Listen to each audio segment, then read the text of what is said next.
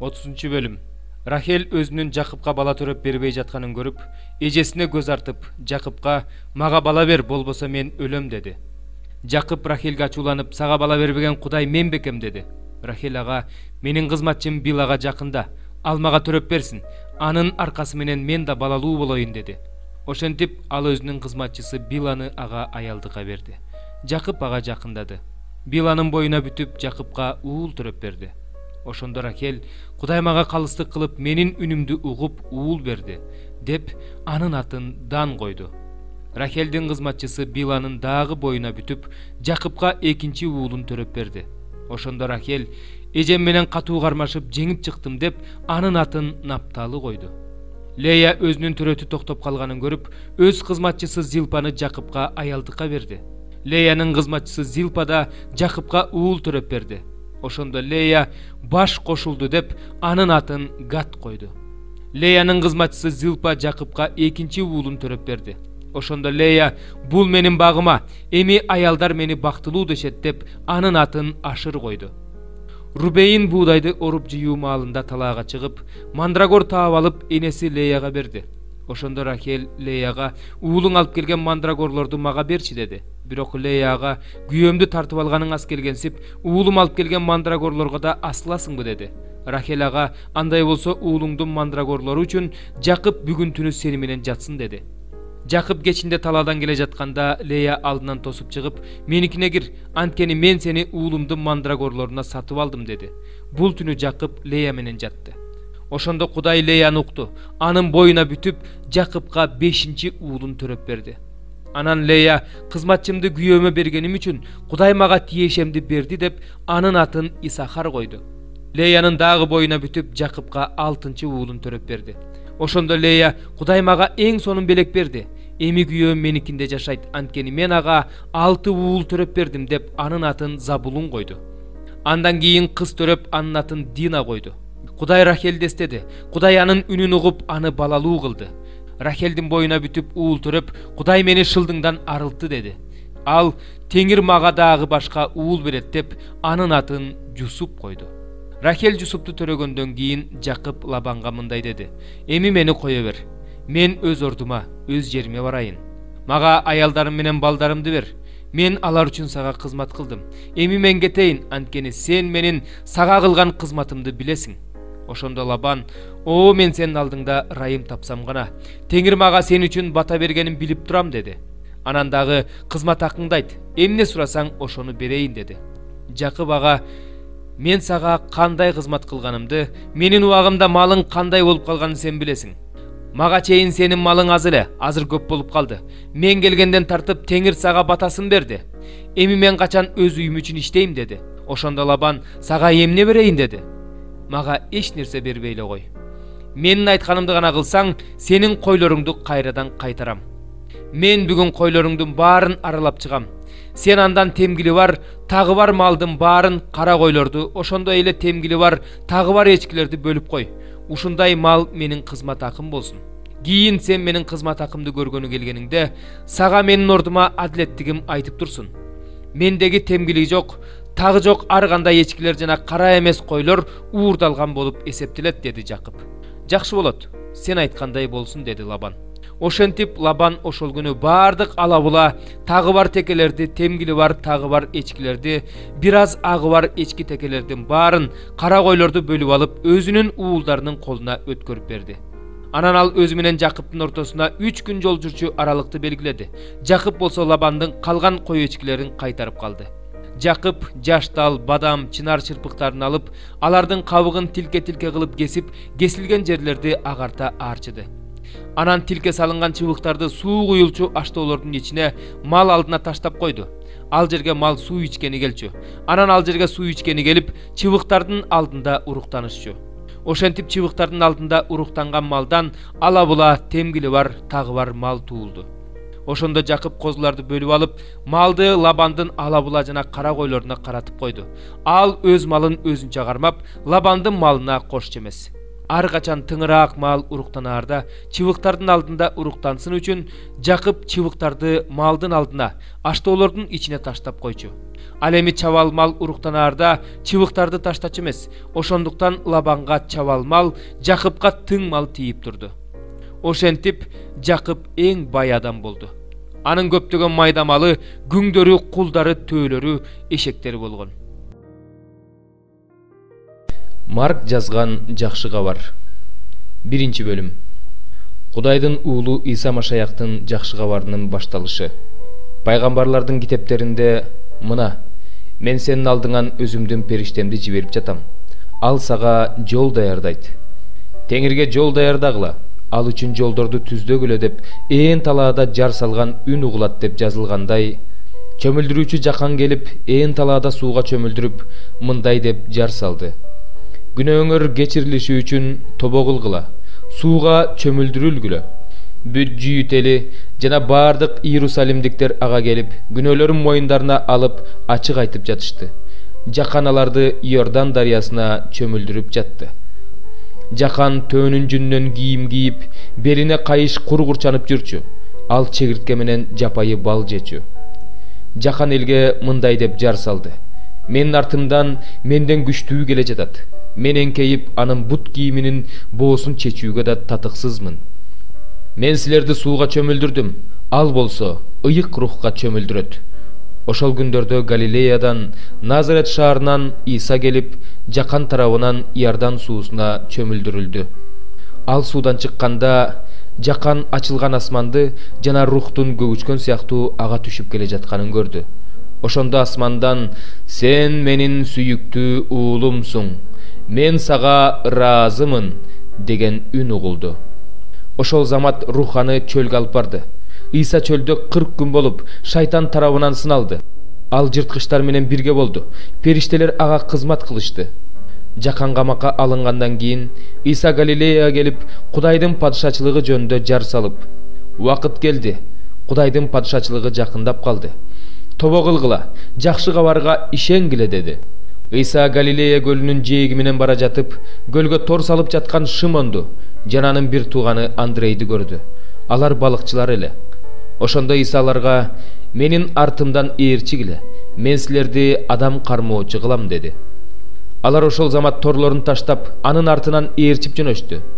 Бир аз нары баскандан кийин ал Зебедейдин уулдары Жакып менен Жаканды көрдү.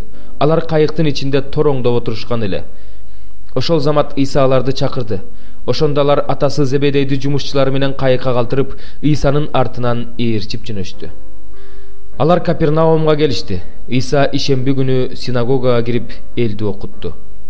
Эл анын окутуусуна таң калды. Анткени Иса аларды мыйзам окутуучулардай эмес, бийлиги бар адамдай окутту. Алардын синагогасында жин оорулуу бир адам бар эле. Ал ошол замат: эй, Назареттик Иса, бизде эмне ишиң бар? Сен бизди жок кылганы келдиңби? Сенин ким экениңди билем, сен Кудайдын ыйыгысың деп кыйкырды. Бирок Иса жинге: үнүңдү бас да анын ичинен чыгып кет деп тыюу салды. Ошондо жин ал адамды калтыратып жана катуу кыйкыртып, анын ичинен чыгып кетти. Бардыгынын үрөйлөрү учуп, бири-бирине: бул эмнеси? Бул эмне деген жаңы окутуу? Ал жиндерге бийлик менен буйрук берип жатат. Алар болсо ага баш ийип жатышат дешти. Ал жөнүндөгү кабар Галилеянын туш тарабына тез эле тарап кетти. Иса синагогадан чыккандан кийин Жакыпты, Жаканды ээрчитип, түз эле Шимон менен Андрейдин үйүнө келди. Шимондун кайненеси ысытма оорусу менен ооруп жаткан. Исага дароо ал жөнүндө айтышты. Ошондо Иса оорулуунун жанына келип, колунан кармап тургузду. Аял ысытма оорусунан ошол замат айыгып, аларга кызмат кыла баштады. Күн батып кеч киргенде ага бардык оорулууларды жана жин оорулууларды алып келишти. Шаардын бардык эли эшиктин алдына чогулду. Иса ар кандай оорудан азап чеккен көптөгөн адамдарды айыктырды. Көптөгөн адамдардын ичинен жиндерди кууп чыгарды. Алардын сүйлөшүнө жол берген жок. Анткени жиндер анын Машаяк экендигин билишчү. Эртеси Иса таң ата электе туруп үйдөн чыгып, ээн жерге барып сыйынды. Шимон жана анын жанындагылар Исаны издеп жөнөштү. Аны табышканда бардыгы сени издеп жатышат дешти. Иса аларга: жакын жердеги башка кыштактарга, шаарларга баралы. Мен ошол жерлерде да жакшы кабар айтышым керек. Анткени мен ошон үчүн келгем деди. Ошентип ал бүткүл Галилеяны аралап, алардын синагогаларында элди окутуп, жин оорулуу адамдардан жиндерди кууп чыгарып жүрдү. Исага пес оорулуу бир адам келип, тизелеп жыгылды да: "Эгерде сен кааласаң, мени таза кыла аласың" деп жалынды. Иса бооруп ага колун тийгизди да: "Каалайм, таза бол" деди. Ошол замат ал пес оорусунан айыгып таза болуп калды. Иса болсо ага эч кимге эч нерсе айтпагын деп катуу эскертти да: "Барып ыйык кызмат кылуучуга көрүн, тазаланууң үчүн Муса буйруган курмандыкты чал, бул аларга күбөлөндүрүү болсун" деп кетирип жиберди. Ал болсо ал жерден кетти да болгон окуяны элге жая баштады. Ошондуктан Иса шаарга ачык кире албай, шаардын сыртындагы ээн жерлерде болду. Ошондо да ага бардык жерден эл келип жатты. 6 бөлүм. Ошол түнү Теңир падышанын уйкусун алды. Ошондо падыша күндөлүк иштер жазылган тарых китебин алып келүүнү буйруду. Китепти падыша алдында окушту. Ал китептен Мордохайдын босого кайтарган падышанын эки эпнуху Биктам менен Терештин Акашбейрош падышаны өлтүрүүнү ойлогонун кабарлаганы тууралуу окушту. Ошондо падыша бул үчүн Мордохайга кандай урмат сый көрсөтүлдү эле деп сурады. Падышанын кызматчылары эч кандай сый көрсөтүлгөн эмес деп жооп беришти. Падыша босогодо турган ким деп сурады. Ошондо Аман өзү даярдаган жыгач мамыга Мордохайды астырыш үчүн падыша менен сүйлөшүүгө падыша сарайынын кире беришиндеги бөлмөгө келген эле. Кызматчылар падышага кире бериште Аман турат деп айтышты. Падыша кирсин деди. Аман кирди. Падыша урмат сый көрсөткүсү келген адамга эмне кылыш керек деди. Аман ичинен падыша менден башка кимге урмат көрсөтмөгүлө деп ойлоду. Аман падышага мындай деди: "Падыша урмат көрсөткүсү келген адамга мындай кылыш керек. Ага падыша кийчү кийимди алып келишсин. Алдына падыша минип жүргөн атты тартышсын. Башына падыша таажысын кийгизишсин. Ал кийимдерди, атты падышанын атактуу төрөлөрүнүн бирине берсин. Ал төрө падыша урмат көрсөткүсү келген адамга ошол кийимди кийгизип, аны ошол атка мингизип, атты жетелеп, шаар аянтына алып чыгып, анын алдында: падыша урмат сый көрсөткүсү келген адамга ушундай кылынат деп жар салсын." Ошондо падыша Аманга өзүң айткан кийим менен атты тезинен алып, падыша дарбазасынын алдында отурган жүйүт Мордохайга ошондой кыл. Өзүң айткандын баарын жаса, эч нерсе калтырба деди. Аман кийим менен атты алып, кийимди Мордохайга кийгизип, атын жетелеп, шаар аянтына алып чыкты да анын алдында: падыша урмат көрсөткүсү келген адамга ушундай кылынат деп жар салды. Андан кийин Мордохай падыша дарбазасына кайтып келди. Аман капаланган, башын жапкан бойдон үйүнө шашып жөнөдү. Эмне болгонунун баарын Аман аялы Зерешке жана досторуна айтып берди. Акылмандары менен аялы Зереш ага: "Сен Мордохайдын айынан кулай баштадың. Ал жүйүттөрдүн тукумунан чыкса, анда ага күчүң жетпейт. Анын алдында кулап калат окшойсуң" дешти. Алар Аман менен сүйлөшүп бүтө электе эле падышанын эпнухтары келип, аны Эстер даярдаган тойго шаштырышты. Ыйык элчи Павылдын римдиктерге жазган каты. 1 бөлүм. Иса Машаяктын кулу, элчи болууга чакырылган, Кудайдын жакшы кабарын таратуу үчүн тандалып алынган Павылдан салам. Кудай бул жакшы кабарды мурда эле өзүнүн пайгамбарлары аркылуу ыйык жазууларда убада кылган болчу. Бул жакшы кабарда дене жагынан дөөттүн тукумунан чыккан Кудай уулу жөнүндө, өлгөндөрдүн арасынан тирилүүсү аркылуу ыйыктоочу рух боюнча Кудайдын уулу болуп, өзүнүн күч кубаты менен ачылган Теңирибиз Иса Машаяк жөнүндө айтылат. Иса Машаяктын ысымынын урматына бүт элдерди ишенимге баш ийдирүү үчүн Кудай бизге ал аркылуу ырайым көрсөттү жана элчилик кызматты ыйгарды. Ошол элдердин арасында Иса Машаяк аркылуу чакырылган силер да барсыңар. Кудайдын Римдеги бардык сүйүктүүлөрү, ыйык болууга чакырылгандар, силерге Кудай атабыз жана Теңирибиз Иса Машаяк ырайымын төгүп, тынчтыгын бере берсин. Силердин ишенимиңер жөнүндө бүт дүйнөгө жарыяланып жатат. Ошондуктан мен баарынан мурда бүт бардыгыңар үчүн Кудайыма Иса Машаяк аркылуу ыраазычылык билдиремин. Уулу жөнүндө жакшы кабар таратып, жан дилим менен кызмат кылып жүргөн Кудай өзү силерди дайыма эстеп сыйынып жатканыма, ошондой эле Кудайдын эрки болсо, силерге баруума жол ачылса экен деп дайыма сыйынып, суранып жатканыма күбө. Силерди көрүүгө куштармын, анткени силердин бекемделишиңер үчүн мен кээ бир рухий жөндөмдүүлүктөр менен бөлүшсөм, башкача айтканда, силердин жана менин баарыбыздын ишенимибиз аркылуу кайраттансак дейм.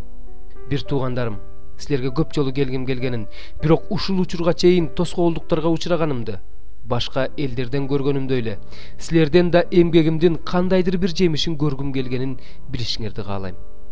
Мен элиндерге да, варварларга да, акылдууларга да, акылсыздарга да кызмат кылууга милдеттүүмүн. Ошондуктан мен колумдан келишинче Римде турган силерге да жакшы кабар таратууга даярмын. Себеби мен жакшы кабар таратуудан уялбаймын. Анткени жакшы кабар бардык ишенгендерди, алгач жүйүттөрдү, андан кийин элиндерди да куткара турган Кудайдын күчү. Ыйык жазууда адил адам ишеними менен тирүү болот деп жазылгандай, жакшы кабарда Кудайдын адилеттиги ишеним аркылуу ачылып, ишенимге жеткирет. Анткени чындыкты адилетсиздик менен басып турган адамдардын кудайсыздык менен кылган бардык иштерине жана адилетсиздигине каршы асмандан Кудайдын каары төгүлөт. Себеби Кудай жөнүндө эмнени билүү мүмкүн болсо, ошол аларга белгилүү, анткени Кудай аларга билдирген. Дүйнө жаратылгандан бери Кудайдын көзгө көрүнбөгөн табияты, түбөлүктүү күчү жана кудайлыгы анын жараткан нерселерин карап чыгуу аркылуу көрүнөт. Ошондуктан бул адамдар актан алышпайт. Анткени алар Кудайды таанып билип туруп, аны Кудай катары даңкташкан жок, ага ыраазычылык билдиришкен жок. Тескерисинче, куру кыялдарга батышты. Алардын эч нерсени түшүнбөгөн жүрөктөрү караңгыланды. Өздөрүн акылдуу эсептеп акылынан ажырашты. Өлбөс Кудайдын даңкын жок боло турган адамдын, канаттуулардын, жаныбарлардын жана сойлоп жүрүүчүлөрдүн бейнелерине алмаштырышты. Ошондуктан Кудай алардын өз жүрөктөрүндөгү кумардуу каалоолору менен бузуктукка батуусуна жол берди. Ошентип алар өз денелерин өздөрү булгашты. Алар Кудайдын чындыгын жалганга алмаштырышты. Жаратканга табынуунун, кызмат кылуунун ордуна жаратылган нерсеге табынышты, кызмат кылышты. Ал эми Кудай түбөлүккө даңкталууга татыктуу. Амин. Ошондуктан Кудай алардын ыплас кумарга батуусуна жол берип койду. Анткени алардын аялдары да табигый жыныстык байланышты табигый эмес байланышка алмаштырышты. Ошондой эле эркектер да аялдар менен болгон табигый жыныстык байланышты таштап, бири-бирине кумарын арттырышты. Эркектер бири-бири менен ыплас ишке барышты. Адашкандыктары үчүн алардын денеси жазаланды. Алар Кудайды таанып билүүнүн кажети жок дешкендиктен ыплас иштерди жасаган. Аларды Кудай ыплас ойлорунун жетегине таштап койду. Ошондуктан алардын жүрөгү ар кандай адилетсиздикке, бузуктукка, арамзалыкка, ачкөздүккө, ачууга, көрө албастыкка, киши өлтүрүүчүлүккө, чатакташууга, алдамчылыкка, терс кыялдарга толгон. Алар тили заар, жала жабуучу, Кудайды жек көрүүчү, таарынтуучу, мактанчаак, текебер, жамандык ойлоп чыгаруучу, ата-энесине тил албас, акылсыз, сөзүнө турбаган, мээримсиз, элдешпес, ырайымсыз адамдар. Алар Кудайдын адилет сотун ушундай кылуучулар өлүмгө татыктуу экенин билип туруп, ушуларды жасашат. Жасап эле тим болбостон ушундай кылгандарды кубатташат.